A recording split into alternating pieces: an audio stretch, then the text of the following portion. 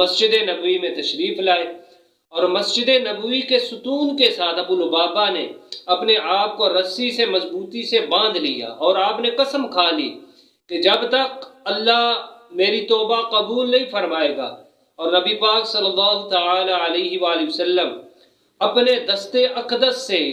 میری یہ رسی نہیں کھولیں گے تو خدا کی قسم نہ میں کچھ کھاؤں گا اور نہ ہی پیوں گا۔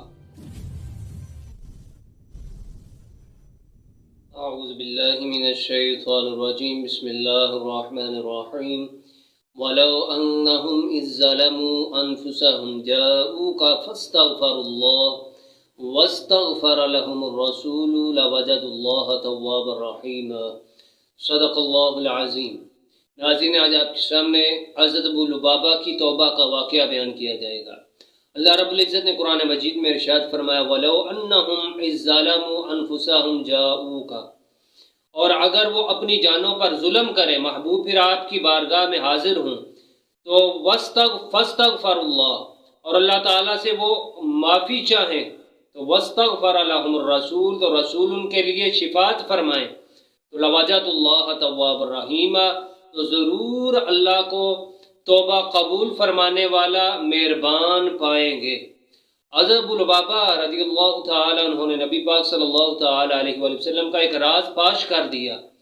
تو حضور ابو لبابہ سے ناراض ہو گئے۔ ابو لبابہ فرماتے ہیں کہ ابھی میرے قدم اپنی جگہ سے ہٹے نہ تھے کہ میرے ضمیر نے مجھے جھنجھوڑا کہ بلا شبہ میں نے اللہ اور اس کے رسول کی امانت میں خیانت کی ہے، یعنی حضور علیہ السلام نے یہودیوں کو قتل کرنے کے بارے میں فرمایا تھا اور یہ راز کی بات تھی۔ ابو لبابہ نے یہودیوں کو بتا دیا تو حضور ابو لبابہ سے ناراض ہو گئے۔ ابو لبابہ فرماتے ہیں کہ میرے اس گناہ نے مجھے بہت ہی زیادہ نادم کیا۔ آپ نادم و شرمندہ ہو کر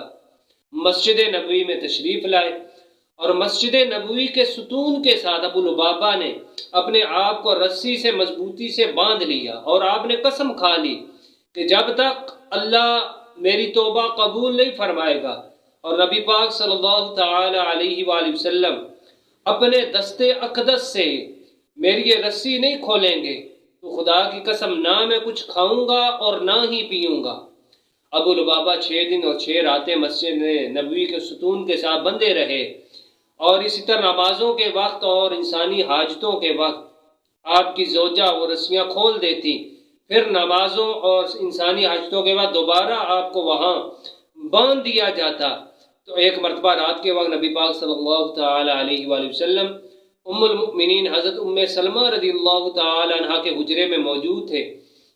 تو اچانک حضور کے چہرہ انور پر مسکراہٹ طاری ہوئی۔ ام المؤمنین نے عرض کی یا رسول اللہ صلی اللہ تعالی علیہ وآلہ وسلم،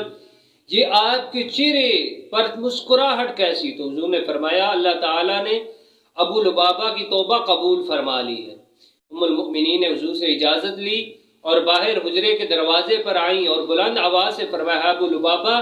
تجھے بشارت ہو کہ اللہ تعالیٰ نے تمہاری توبہ قبول فرما لی۔ ام المؤمنین کی آواز جب لوگوں نے سنی تو لوگ مسجد نبوی کی جانب دوڑ پڑے اور آ کر ابو لبابہ کی وہ رسیاں ستون سے کھولنے لگے تو ابو لبابہ نے روتے ہوئے درد بھری آواز میں فرمایا کہ خبردار کہ تم یہ رسیاں نہ کھولنا، بلکہ میرے حضور تشریف لائیں گے، حضور اپنے دستے اقدس سے ان رسیوں کو کھولیں گے تو میرے گناہگار دل کو تسکین ہوگی۔ لوگ پیچھے ہٹ گئے، ابو لبابہ کے ارد گرد لوگ کھڑے ہو گئے اور نبی پاک صلی اللہ تعالی علیہ وآلہ وسلم کا انتظار کرنے لگے۔ تو حضور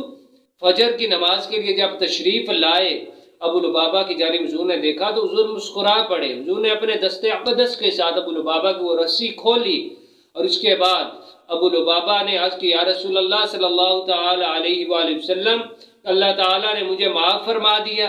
ناظرین، ابو لبابہ سے جب گناہ سرزد ہوا تو ابو لبابہ حضور کی بارگاہ میں آ گئے، مسجد نبوی میں آ کر ستون کے ساتھ اپنے آپ کو باندھ دیا، کیونکہ آپ جانتے تھے کہ اللہ تعالیٰ کا فرمان ہے وَلَوْ أَنَّهُمْ إِذْ ظَلَمُوا أَنفُسَهُمْ جَاءُوكَ فَاسْتَغْفَرُوا اللَّهَ۔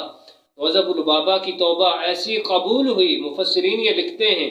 کہ مسجد نبوی کے اس ستون کے ساتھ جہاں ابو لبابہ بندے تھے، جہاں آپ کی توبہ قبول ہوئی، بڑے سے بڑا گناہگار بھی اگر اس ستون کے پاس جا کر اپنے گناہوں کی معافی مانگے گا تو اللہ تعالیٰ اس کی توبہ قبول فرما لے گا۔ ولو انہم اذ ظلموا انفسهم جاؤوک فاستغفروا اللہ واستغفر لهم الرسول لوجدوا اللہ توابا رحیما۔ اللہ تعالی